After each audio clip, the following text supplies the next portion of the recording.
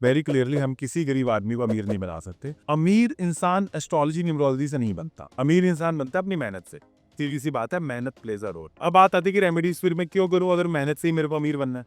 अब मेहनत तो सारी कर रहे हैं ना, कर्मण्येवाधिकारस्ते मा फलेषु कदाचन, मेहनत तो सारी कर रहे हैं।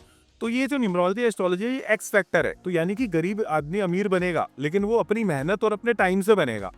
तो न्यूमरोलॉजी और एस्ट्रोलॉजी उसको हेल्प करेंगी उस एक्स फैक्टर को अचीव करने के लिए। यानी कि जो तेरी किस्मत में मिला वो तो तेरे को मिल जाए। आपने हाथ पे 24 नंबर लिखा, आपने अपने हाथ से दान किया, आपने बहुत सारे लोगों को लंगर खिलाया, आपने बहुत सारी रेमेडीज करी, तो ये एक्स फैक्टर की तरह काम करता है आपको ऊपर ले जाने में। जहाँ पे इतना कंपटीशन है वहां पे आपकी सक्सेस को रॉकेट लगा देता है ये।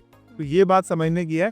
इवन अंबानीज भी यूज करते हैं साइंस को, बट गरीब आदमी अमीर अपनी मेहनत से ही बनता है। वो जो उसका टाइम लिखा होता है वो टाइम हम प्रेडिक्ट कर सकते हैं, इस टाइम में तेरा ऊपर जाएगा, ये रेमेडीज करेगा तो ऊपर जाएगा। एग्जाम्पल ले लेते हैं, सीधा समझ आ जाएगा। एक हमारा क्लाइंट था कतर का, 2 साल से जॉब छूट गई, परेशान। हमने बोला भैया देख तेरी इस टाइम पे जॉब लगने के चांस है, ये वाली रेमेडी कर ले, ये फ्लूट अपने वॉल के ऊपर टांग दियो, अपने उसके ऊपर टांग दियो। अब यकीन नहीं मानोगे, जब हमने उसको प्रेडिक्ट किया तब उसकी जॉब लगी। तो एक तो उससे उसको सहारा हो गया कि बत्रा जी ने पहले ही बताया था कि जॉब लग जाएगी। दूसरा, जब उसने रेमेडीज करी तो उसको पुश मिल गया।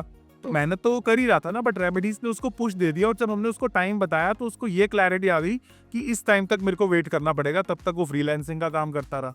तो इट्स अ गाइडिंग साइंस। ये गरीब से अमीर बनाने वाली साइंस नहीं है, ये गाइड करने की साइंस है कि ये टाइम तेरा अच्छा है, ये नहीं है, तब तक हाथ से पुण्य कर, लंगर कर, जितने भी है वो लगा, अपने जो भी तू कर सकता है, जितनी भी तेरी औकात है उसके हिसाब से तू काम कर।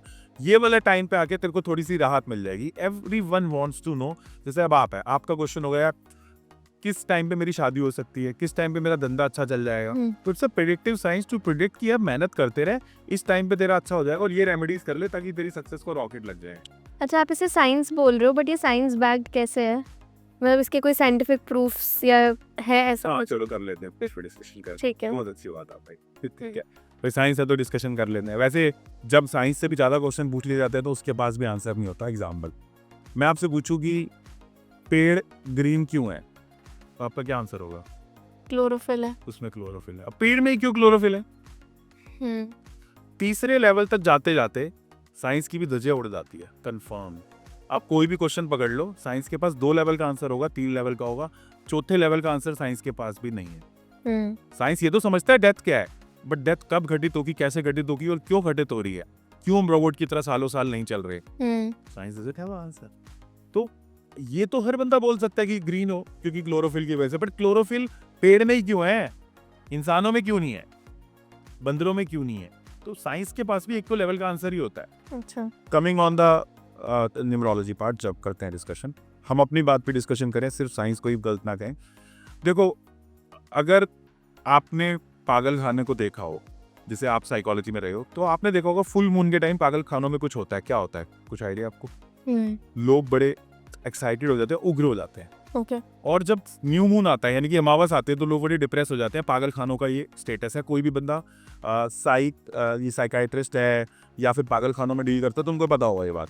अब मैं आपको ये कहना चाह रहा हूँ कि समुद्र के अंदर फुल मून का टाइम होता है तो ज्वार भाटा आता है, बड़ी बड़ी लहरें आती हैं। जब समुद्र पूरा इम्पैक्ट हो सकता है मून की पोजीशन से, तो हमारी बॉडी भी तो 80% वाटर से बनी है, तो क्या वो इम्पैक्ट नहीं हो जाएगी अगर मैं 2 नंबर को पैदा हूँ, 2 नंबर मून का है तो?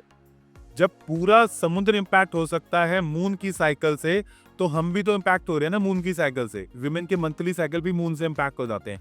इवन जो लोगों का 2 नंबर उनका बर्थ नंबर होता है, उन लोगों को फुल मून और न्यू मून के टाइम बड़ा लो फील होता है, क्योंकि क्या होता है, उनके मन जो है बहुत ऊपर नीचे हो जाते हैं।